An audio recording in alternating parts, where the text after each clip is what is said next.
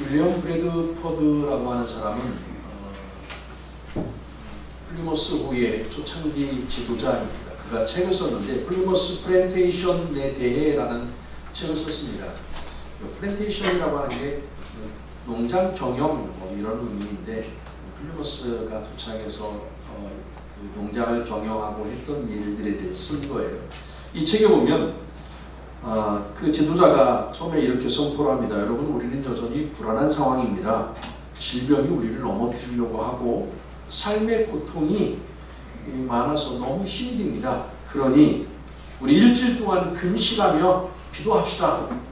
이렇게 선포하자 거기에 있던 모든 사람들이 다 동참했어요. 일주일 동안 금식하고 기도했어요. 그런데도 여전히 마음에 평안이 찾아오지 않는 거예요. 한 농부가 금식하고 있을 때, 기도하고 있을 때 일어서서 손을 들고 이런 말을 합니다. 제가 하나 건의할 것이 있습니다. 우리는 대서양을 건너오면서 많은 친구를 잃었습니다만 하나님께서 우리에게 기대했던 것보다 넉넉한 은혜를 베풀어 주셨습니다. 그러니 아무것도 가진 것이 없고 아무것도 할 수 없었던 우리가 농사를 지어서 이렇게 추수하고 영광 돌리게 됐으니 우리 금식 그만하고 우리 찬양하고 예배합시다. 하나님 앞에 영광 돌립시다. 이렇게 말을 했더니 다 좋다고. 그래서 그들이 마을 중앙에 모여서 하나님 앞에 감사 예배를 드렸습니다.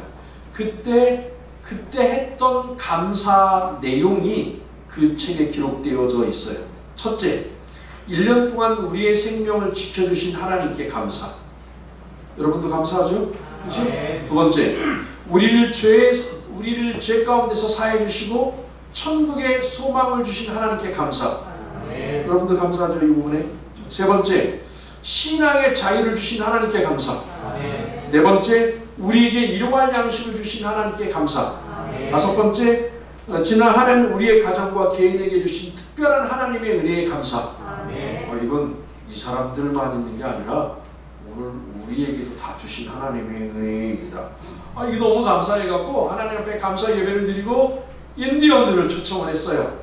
인디언들을 초청해서 인디언들이 씨앗을 주었거든요.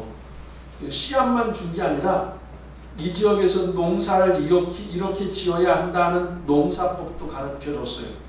그게 너무 감사해서 예배를 드리고 음식을 준비했어요. 파이도 준비하고 치킨도 준비하고 뭐 여러 가지 준비해갖고 그 사람들과 함께 음식을 나눈 게 추수감사절입니다. 오늘 우리도 그들이 말했던 감사의 조건들을 다 가지고 있어요. 얼마나 감사한지. 여러분은 어떤 감사의 기도 제목들이 있습니까? 우리 주위에는 특별한 기도 제목이 있는 사람들도 많이 있을 거예요. 나는 다른 사람보다 더 감사할 제목들이 많이 있어. 드디어 오늘 저녁부터 월드컵이 시작됩니다. 월드컵이 시작될 때 여러분 TV에서 제일 많이 파는 게 뭔지 아십니까? TV입니다. 새로 큰 TV 가지고 월드컵 보러 가고. 근데 정말 저는 손흥민 선수가 감사하지 않을까. 손흥민을 볼 수 있다는 것도 우리도 감사할 일인데 도저히 이번에 게임에 나올 수 없는 환경이었지만 빠른 시간 안에 수술을 받고 빨리 회복되어지면서 안면 보호대를 착용하고서 나온대. 손흥민 선수 감사하지 않을까요? 특별한 감사가 그에게 있지 않겠습니까? 이름만 저의 동생 같은 이강인 선수. 그 선수는 이 벤투 감독이 별로 안 좋아하는 것 같았어요. 그래서 안 올라갈 줄 알았는데 941생으로 이번에 게임에 나오게 됐어요. 얼마나 감사할까. 그 가장 어린 선수가 월드컵에 출전한다는 게 너무 감사하죠. 그런 것만 있는 거 아니에요. 올해 어떤 사람은 주식으로 대박난 사람도 있을 거예요. 지난 수요일 저희 교회에서도 학생 한 명이 수능을 보았는데 수능 시험을 보는데 어쩌저에게 본 시험 문제가 오늘 나왔다고 생각해 보십시오. 이거 얼마나 감사해요. 그래서 모의고사 성적보다 일반적으로 모의고사 성적보다 못하대요. 그런데 모의고사 성적보다 더 좋다면 얼마나 감사할까. 코로나로 인해서 가족이 함께 여행도 못 가고 막 힘들었었는데 드디어 가족이 함께 해외로 여행을 가게 됐어요. 얼마나 감사할까요. 좀 특별한 그렇게 보면 찬사받을 만하고 부러워할 만한 감사의 조건을 가진 사람들이 우리 주위에 많이 있을 것입니다. 그러면 그런 사람들만 하나님께 감사하는 것인가? 그런 부러워할 만한 일이 없으면 감사도 하지 말아야 하는 걸까? 여러분, 우리가 매주 매 순간마다 감사할 이유가 무엇입니까?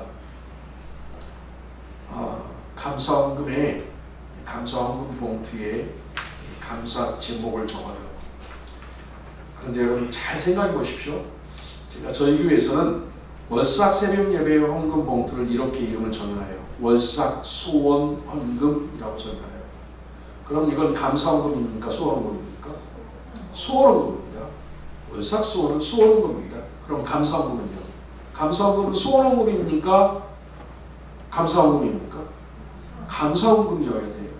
저는 제가 제 스스로 정말 조심하려고 하는 부분이 뭐냐면 감사 하나님 이렇게 해주셔서 감사합니다 하는 게 감사헌금이에요. 근데 우리도 모르는 사이에 우리가 어떻게 바뀌냐면 미리 감사하는 게 신앙이 좋은 것 같아서 미리 감사해요. 하나님 이렇게 해주실 줄을 믿고 감사합니다 해요. 근데 여러분 곰곰이 생각해 보십시오. 이게 하나님을 압박하는 방법이에요. 압박입니다. 감사가 아니에요. 잘 생각하자고요. 그런 압박을 하려면 소원헌금을 하셔야 돼요. 감사는 순수하게 감사해요. 하나님 이렇게 해주셔서 감사합니다. 이게 감사예요. 우리가 매주마다 감사를 하잖아요. 매주마다 감사함을 드리고 감사하는데 매주마다 할 감사 제목들이 많이 있잖아요. 근데 감사라고 하는 게 때로는 상대적일 때도 있어요. 예를 들어서 연말이 되어서 성과급을 받았어요. 성과급을 100만 원을 받았어요. 하나님 너무 감사합니다. 이렇게 성과급, 생각지 못했던 성과급을 받다니 감사하죠. 감사하려고 했는데 이렇게 얘기 들어보니까 나는 100만 원 받았는데 저 사람은 200만 원을 받았네. 그럼 감사가 잘 나옵니까? 아니 내가 뭐가 못나서 저 사람이 200만 원 받았는데 나는 100만 원밖에 나를 무시하는 건가? 이러면 감사가 잘 안 나오겠죠. 이렇게 되어진다면. 그래서 두 부류의 사람들이 있습니다. 감사할 제목이 있는 사람, 많은 사람과 감사할 제목이 없다고 하는 사람. 여러분은 어디에 포함되십니까? 감사할 제목이 없으십니까? 아니면 감사할 제목이 많이 있으십니까? 오늘 시편 본문 말씀은 어떻게 보면 감사할 것이 없다고 생각하는 사람들에게 왜 없냐? 이렇게 많은데 하고 마치 말씀하시는 것 같아요. 이 시편 136편은요. 이스라엘 백성들이 바벨론 포로로 붙들려 갔을 때를 배경으로 쓰여진 시예요.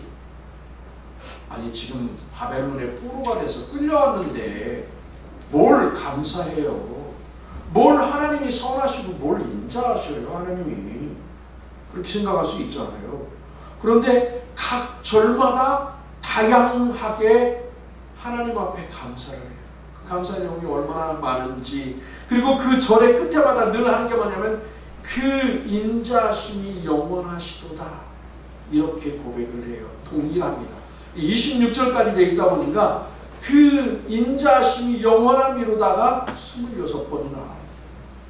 앞에는 감사의 제목들, 감사할 내용들, 뒤에는 그래서 하나님 인자하심이 영원하십니다 하고 후렴구예요. 후렴구. 앞에는 제사장들이 불러요. 제사장들이 이렇게 하신 하나님 주께, 그러면 찬양대라든지 거기에 있는 회중들이 다 같이 한 목소리로 그 인자하심이 영원함이로다 이렇게 고백을 하는 거예요. 서로 앞에서 하고 뒤에서 받고 이러는 거예요.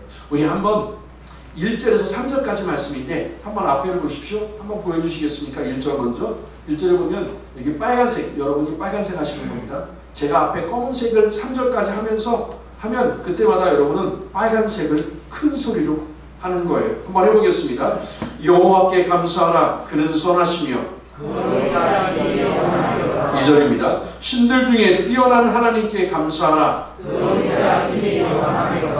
주들 중에 뛰어난 주께 감사하라. 아멘. 이렇게 하는 이 시는 이렇게 고백하는 26절까지. 그리고 이 136편은 그러면서 이 하나님이 어떤 분인지를 보여주는 거예요. 오늘 우리 이현주 자매님이 찬양한 내용이 좋으신 하나님, 좋으신 하나님인데 여기 선하시며 그는 선하시며 라고 하는 그 선하다고 하는 말이 좋으신 하나님. 영어 성경에 이렇게 돼 있어요. Who is so good. 좋으신 하나님인데 so good. 그렇게 좋을 수가 없대요. 하나님이. 그냥 하나님 좋으신 하나님 그 인자하심이 영원합니다. 이렇게 한 게 아니라 우리 하나님 그렇게 좋을 수가 없습니다. 이런 말이에요. 하나님이 저에게 주신 기도 응답, 하나님이 들려주신 말씀 가운데 한 가지가 내가 좋은 자인 걸 네가 알게 될 것이다. 하나님이 이렇게 저에게 말씀해 주셨어요. 그냥 생각이 아니라 마음의 감동이 하나님이 직접 말씀해 주셨어요. 내가 좋은 자인 걸 네가 알게 될 것이다. 하나님이 얼마나 좋은 자인지 하나님이 알게 해주시기 때문에 얼마나 감사해요. 하나님 좋으신 하나님. 다니엘 기도회가 이제 원래 화요일까지 이어집니다만 저희는 이제 월요일까지 이어지죠. 저희는 좀 이제 마치는데 참 저는 이번 다니엘 기도회가 한편에서는 되게 좀 힘들었어요. 왜냐하면 내용들이 순종했더니 축복받았다 하는 내용이 아니에요.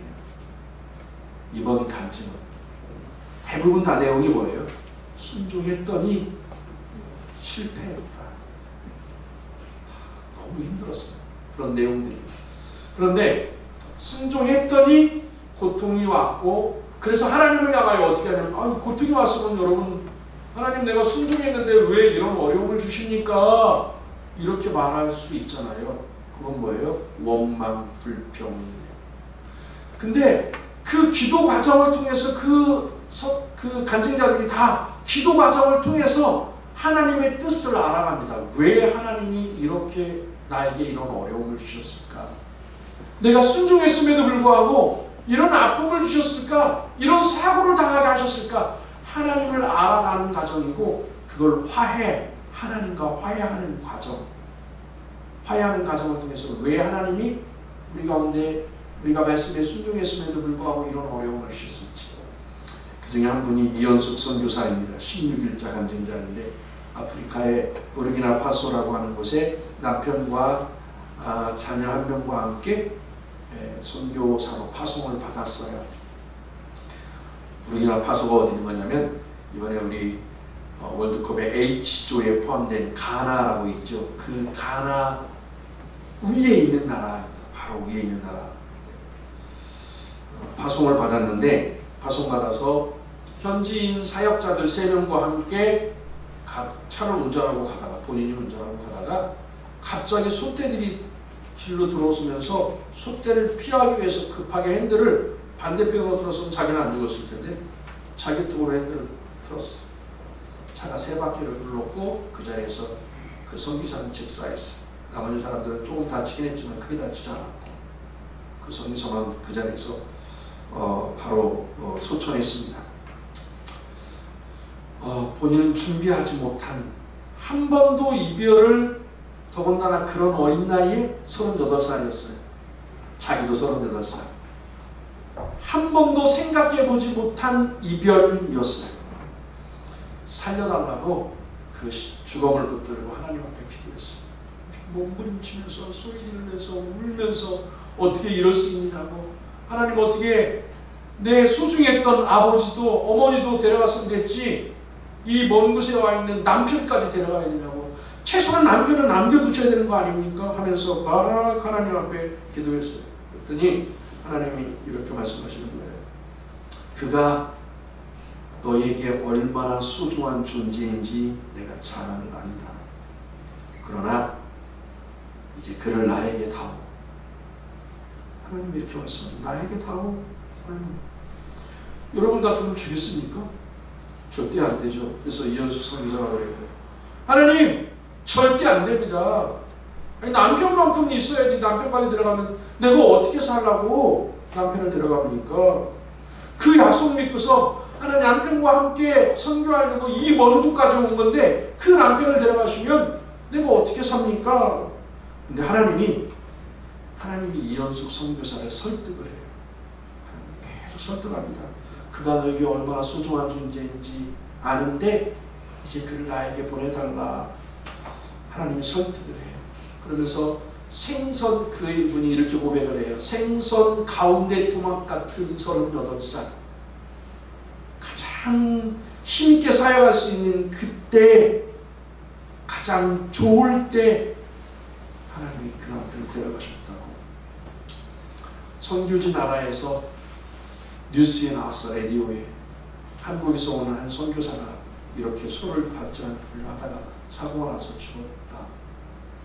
장례식 하는 날 은구가 하는 곳마다 사람들이 다 걸음을 멈추고 교미를 표합니다. 이현숙 선교사는 이렇게 말해요. 그 장례식 천국 환송 예배가 너무 부러웠대요. 그렇게 아름다울 수가 없었대요. 그 천국 환송 예배가, 자기 남편 환송 예배인데 너무 부러울 정도로 정말 멋졌대요. 그런데 하나님을 향하여 이제 원망스럽잖아요. 자기 남편을 데려갔으니까. 근데 화해의 과정이 있어요. 하나님과 화해하는 과정. 그 과정 가운데 하나님이 이현숙 선교사에게 보여줍니다. 맨 처음 보여준 게 뭐냐면 자기가 헉헉대면서 교회를 가는 거예요. 늘 빨리 가려고 늘 허헉거리면서 막 힘들게 숨을 몰아치면서 교회에 도착하는 그 모습을 보여주면서 하나님이 이렇게 말씀하십니다. 그때 힘들었지? 그때 내가 너와 함께 있었어. 내가 너와 함께 달렸어. 그 다음에 보여준 장면이 엄마가 죽었을 때, 중학교 때예요. 왜 우리 엄마 데려가냐고 막 그렇게 울고불고 할 때 그 모습을 보여주면서 또 이렇게 말씀하십니다. 연수가 내가 너를 사랑한다. 그때 많이 힘들었지? 나도 너만큼 아프고 슬펐어. 하나님이 이렇게 말씀하시는 거예요. 그리고 남편이 죽어서 남편을 살려달라고 막 그 주검을 붙들고 기도할 때 하나님 그 모습을 보여주면서 또 이렇게 말씀하셨어요. 많이 아팠니? 그런데 나는 네가 아프던 것보다 더 아팠어. 네가 슬퍼하는 것보다 내가 더 슬펐어. 하나님 그렇게 말씀하십니다. 그리고 마지막 보여준 장면이 뭐냐면 파송받을 때 현수막이에요. 그 현수막에 이렇게 써 있어요. 이분이 명선교회라고 하는 곳에서 파송을 받았는데 거기에 허태준, 남편 이름이 허태준입니다. 허태준 이현숙 가로 열고 허준영 아들 이름 이렇게 했어요. 선교사 파송. 그러면서 하나님이 이렇게 말씀하십니다. 나는 허태준 외에 몇 명을 선교사로 부른 게 아니에요. 나는 너희를 각각 선교사로 불렀어. 그리고 이제 내가 너와도 함께 할 거야. 그러면서 주신 말씀이 제 가슴을 너무 어떻게 보면 하나님의 마음을 전해준 것 같은데 이런 말을 합니다. 하나님께서 세상에 아픈 사람이 너무 많아서 내 마음이 아파. 하나님이 들려주시는 소리입니다. 그 얘기를 듣는데 우리 성도들 가운데도 아픈 사람이 너무 많잖아요. 아프고 힘든 분들이 너무 많은데 하나님이 마치 그렇게 말씀하시는 것 같아요. 그렇게 아픈 사람이, 너희 교회에 아픈 사람이 그렇게 많은데 나도 그래서 마음이 아파. 여러분이 아픈 것을 인해서 하나님도 마음이 아프시대요. 하나님의 마음을 알게 해주셨어요. 그래서 저는 그 하나님이 오늘 이 본문에서 말하는 선하신, 인자하신, 자비하신, 헤세드라고 하거든요. 그리고 그 자비하신 하나님의 모습을 분명히 보여주셨어요. 여러분, 인자하심은 하나님의 성품입니다. 하나님의 성품이에요. 내 평생의 선하심과 인자하심이 반드시 나를 따르리니 내가 여호와의 집에 영원히 거하리로다. 시편 23편 6편 1절에서 선하심과 인자하심이 반드시 나를 따르니 영원히 그 인자하심이 영원함이로다. 여러분 영원하다고 하는 의미가 뭐예요? 한결같다는 거예요. 하나님은 그 인자하심, 선하심이 이랬다 저랬다 하시는 분이 아니라 이 한결같으신 하나님의 성품이에요. 그래서 여러분 우리가 그 하나님이 어떤 분인지를 아는 것이 우리가 신앙생활을 잘 할 수 있는 방법이에요. 하나님이 어떠신 분일까? 이걸 잘 아는 것. 하나님은 항상 동일하게 우리를 사랑하시고 우리를 구원해 주시고 우리를 인도하시고 필요한 것을 공급해 주시는 좋으신 하나님. 너무너무 좋으신 하나님. 그런 하나님께 시편 기자는 감사의 제목을 적은 거예요. 이 말씀은 마치 4절에서 9절은 하나님께서 보여주신 가장 그 선하심과 인자하심을 명확하게 보여주신 게 두 가지 사건인데 하나는 창조예요. 4절에서 9절까지는 창조에 대한 내용이고 그리고 나머지 말씀은 애굽에서 건져내신 것과 가나안 땅에 들어가신 말씀에 대한 내용입니다. 비천한 가운데서 생각해 주셨고 대적들 가운데서 건져주셨고 이건 다 가나안 땅에서 주신 하나님의 은혜입니다. 하나님께서 우리를 창조해 주셨습니다. 우리에게 생명을 주시고 호흡하게 해주시고 구원해 주셔서 저 천국을 소망하게 해주셨습니다. 그리고 오늘 이 자리에 있게 해주셨어요. 여러분 이게 얼마나 감사해요. 이 자리에서 하나님을 예배할 수 있다고 하는 게 여러분 얼마나 감사합니까? 이제 늦가을이 되면서 단풍이 대부분 떨어졌는데 단풍이 참 이쁘지요. 그죠? 단풍이 너무 예뻐요. 울긋불긋하고 그 단풍들 하나하나를 바라보면 너무 아름답고 꽃한송이도 이 산에라든지 들에 피어있는 꽃한송이도 예뻐요. 여러분 이런 게 예쁘게 느껴지십니까? 젊어서도 그러셨어요? 젊어서도 학생 청년 때도 이게 막 너무 예쁘고 이랬습니까? 이런 사람 별로 없어요. 그럼 지금 예쁘다는 얘기는 뭐예요? 나이가 드는 거예요. 그렇죠? 나이가 든 저도 그래요. 또 너무 예뻐요. 저는 저 고양이 정말 싫어했거든요. 길에 지나가는 고양이 하나만 봐도 예뻐요. 들에 이 길에 펴있는 꽃 한 송이만 봐도 너무 예뻐요.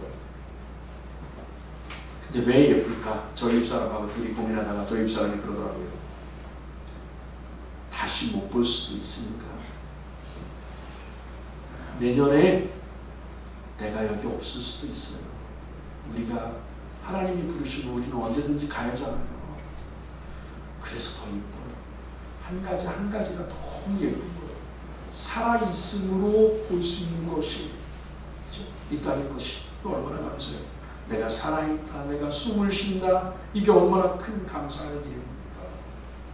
이 시간도 우리가 해야 할 일도 많고 가야 할 것도 많은데 하나님 앞에 나와서 이렇게 우리를 구원해 주신 여호와 하나님을 예배할 수 있다는 게 얼마나 감사해요. 저는 오늘 말씀을 통해서 감사할 이유들을 좀 시간이 좀 많이 지났는데 짧게 좀 말씀을 드릴게요. 먼저는 당연함의 늪에서 벗어나자. 당연하다고 생각하지 말자. 여러분 감사의 반대말은 일반적으로 불평, 원망이라고 합니다. 그런데 감사에서 곧바로 불평, 원망으로 가지 않아요. 이 중간 단계가 있는데 그 중간 단계가 뭐냐면 당연함이라고 느끼는 거예요. 내가 그래야 당연한 것인데 여러분 오늘 여러분이 예배하는 게 당연하다고 생각하십니까? 여기서 예배할 수 있는 게 당연한 겁니까? 저도 여기 앉아서 이렇게 기도하고 해보면 우리 의자 되게 편해요. 정말 편해요. 어떤 교회 가보면 너무 불편해요. 의자는 앞뒤거리가 좁고 이 각은 직각으로 되어 있고 쿠션은 없고 너무 불편해. 우리 의자요 너무 편해. 너무 감사해. 당연한 거 아니에요. 그런데 이를 위해서 누군가는 헌신하고 누군가는 기도하고 이렇게 해서 이루어진 거. 오늘 우리 교회에서 이곳에서 예배하는 거 저절로 된 거 아니에요. 누군가는 기도하고 누군가는 헌신하고 누군가는 눈물을 흘렸고, 그래서 이런 당연한 거 하나도 없어요. 여러분, 당연하다는 생각이 들어오기 시작하면 점점 감사는 줄어들어요. 아, 이건 뭐 내가 어디, 제가 신학교 때 천호동에서부터 부천을 학교를 다녔습니다. 천호동은 어디냐면 서울의 동쪽 끝이에요. 동쪽에서 서울을 다 통과해서 지나서 그 다음에 부천이 나와요. 이게 얼마나 오래 걸리는 거냐면 버스를 타고 지하철을 타러 나옵니다. 그 당시 2호선을 탔는데 2호선을 타고 지하철을 타고 한 다음에 신도림역에서 1호선을 갈아탑니다. 그리고 역곡이라는 곳에서 내려서 버스를 다시 탑니다. 내려서 한 20분, 25분을 언덕길로 올라가요. 2시간 걸립니다. 2시간. 그렇게 학교를 가면 지쳐요. 집에 오면 녹초가 돼요.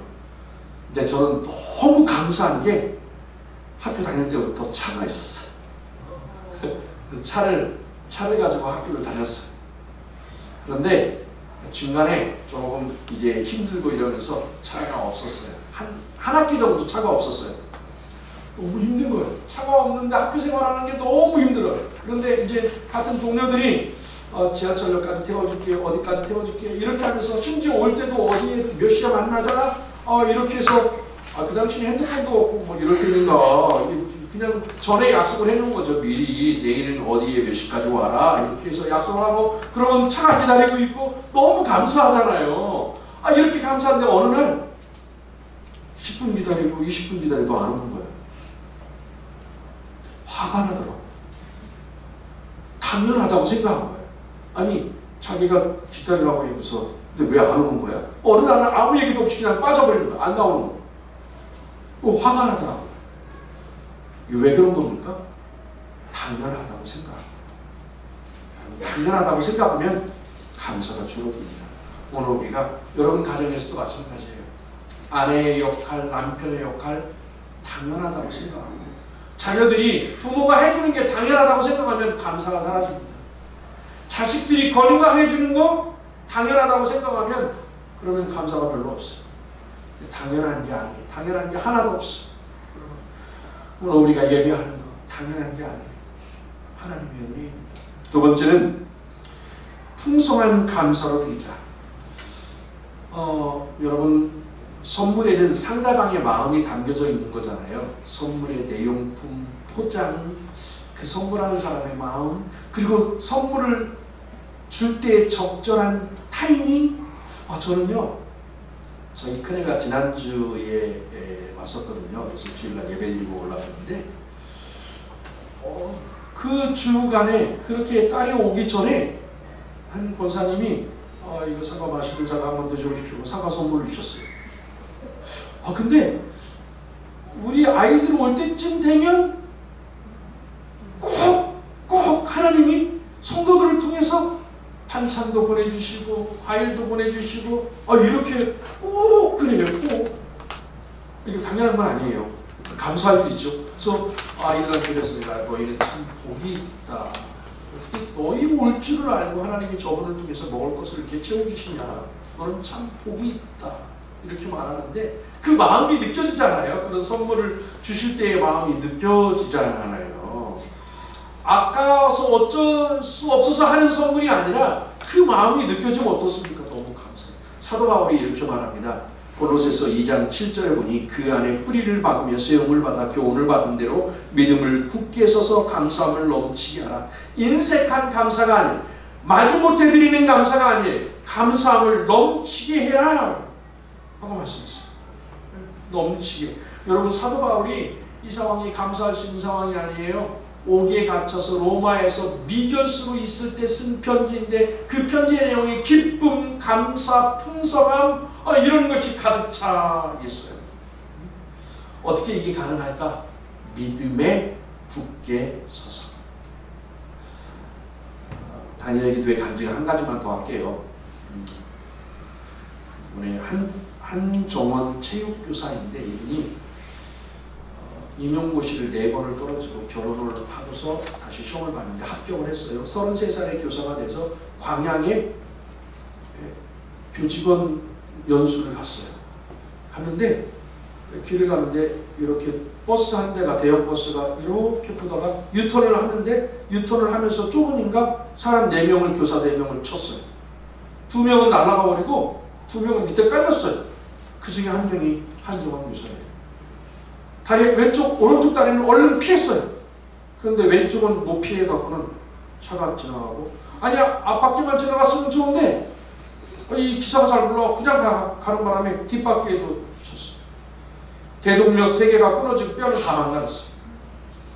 119를 불렀는데 1시간 20분 넘어서 온 거예요. 거기 있는 병원은 안 돼서 큰 병원으로, 대학병원으로 옮기고 했더니 3시간 40분 걸렸어요. 이미 다리를 썩었어. 괴사단한테. 절단합니다. 하나님 앞에 기도해요. 하나님, 내 다리 돌려주십시오. 하나님이 가져가셔야 되겠다. 가져가시겠대. 그러면서 하시는 말씀이, 내가 너에게 새 씨를 주마? 하나님 그렇게 말씀하십니다. 하나님, 나 새 씨 필요 없습니다. 내 다리 돌려주십시오. 하나님 가져가셨습니다. 의족을 하고 병원에 누워있는 상태에서 담임 목사님이 신방 오셔갖고 이런 말씀합니다. 한 교사 운동신경 좋으니까 퇴원해서 운동해. 그래서 올림픽 나가서 메달 떼서 하나님과 영광 돌려. 아니, 말도 안 되는 얘기를 하는 것 같잖아요. 근데 자기도 모르는 사이에 아멘! 그랬대요. 그리고 실제 그렇게 됐어요. 그는 맨 처음 테니스도 하고, 조종 국가대표 선수가 되기도 하고, 골프도 하고, 배구도 하고, 배드민턴도 하고, 우리나라 전국체전 다 휩쓸고, 그리고 외국에 나가서도 전국 세계대회에서도 우승하고 이래요. 그래서 그를 향하여 뭐라고 하냐면 골드헌터, 골드헌터. 메달 사냥꾼이에요. 근데 그렇게 되기 전에 이런 일이 있었어요. 병원에 누워있을 때 그의 언니가 와서 이런 말을 합니다. 제일 큰 언니가, 막내야, 장애가 내게 축복이 될 거야. 여러분, 이게 받아들이십니까? 장애가 축복이, 어떻게 장애가 축복이 돼요? 장애가 축복이 될 거야? 너무 화가 났는데 하나님 앞에 그랬어요. 하나님, 다른 사람이 또다시 와서 똑같은 말을 하면 내가 장애가 축복인지 믿을게요. 그런데 교회 권사님이 와서 또 똑같은 말을 해요. 장애가 선생님에게, 집사님에게 축복이 될 거예요. 그래서 그는 하나님과의 화해하는 과정, 하나님 앞에 막 따지고 이랬다가, 하나님, 나에게 용기를 주십시오. 내 다리로, 이 다리로 일어설 수 있고 생활할 수 있도록 용기를 주시고, 장애가 축복이라고 하는 말을 할 수 있도록 하나님 용기를 주십시오. 믿음으로 섰어요. 그랬더니 달랐군요. 그래서 그가 메달을 따면서 하나님 앞에 영광을 돌리고, 여러분, 우리가 어떤 안경을 쓰느냐, 어떤 색깔의 안경을 쓰느냐에 따라서 보는 게 달라져요. 믿음으로 바라보면 우리가 처하는 환경이 힘들고 어렵지만 그래도 감사할 수 있고 하나님 앞에 영광 돌릴 수 있지 않을까요? 세 번째로는 타이밍이 중요합니다. 한참 지나서 감사하는 게 아니에요. 여러분, 김 빠진 탄산음료를 마셔봤습니까? 그런 맛이 어때요? 설탕물 맛입니다. 역시 탄산음료는 시원하게 이 김이 쫙 올라올 때 마셔야 정말 맛있잖아요. 그런데 김이 다 빠져버렸어요. 여러분, 김 빠진 상태에서의 감사가 아니라 그 감격, 하나님 주신 감격이 있을 때 감사. 우리가 식당에서건 물건을 살 때는 내 돈 내고 내가 밥 먹고 내 돈으로 내가 사는데 뭘 감사해? 이렇게 생각하지 마십시오. 그 입술의 고백 하나하나를 하나님은 들으십니다. 그 사람에게 말하는 거지만 우리는 하나님께도 드리는 거예요. 그거 하나님이 받으시고 이걸 마중물 역할을 하게 해주십니다. 여러분, 마중물이 뭡니까? 옛날 펌프가 있을 때, 우물에서 펌프가 있을 때 물을 붓고 막 펌프질을 하죠. 그럼 어떻게 합니까? 물이 올라오잖아요. 이걸 마중물이라고 하잖아요. 그런데 물을 넣고 이 적절한 시기를 맞추지 못하고 펌프질하면 어떻게 합니까? 물이 안 올라와요. 마중물을 또 넣어야 돼요. 여러분, 이게 감사가, 작은 것에 대한 감사는 마중물입니다. 그 감사한 일이 생겼을 때 적절하게 하나님 앞에 감사하고 영광 돌릴 때 이것은 많은 물을 가져오는 마중물이에요. 그게 감사예요. 저는 오늘 본문 말씀을 통해서 우리가 이 추수감사절을 통해서 여러분이 감사를 회복했으면 좋겠어요. 정말 감사하는 생활을 회복해서 우리의 사소한 작은 것에 대한 감사가 하나님의 더 큰 축복을 가져오게 하고 더 많은 감사를 할 수 있는 그런 복된 성도 다 될 수 있기를 주의 이름으로 축원합니다.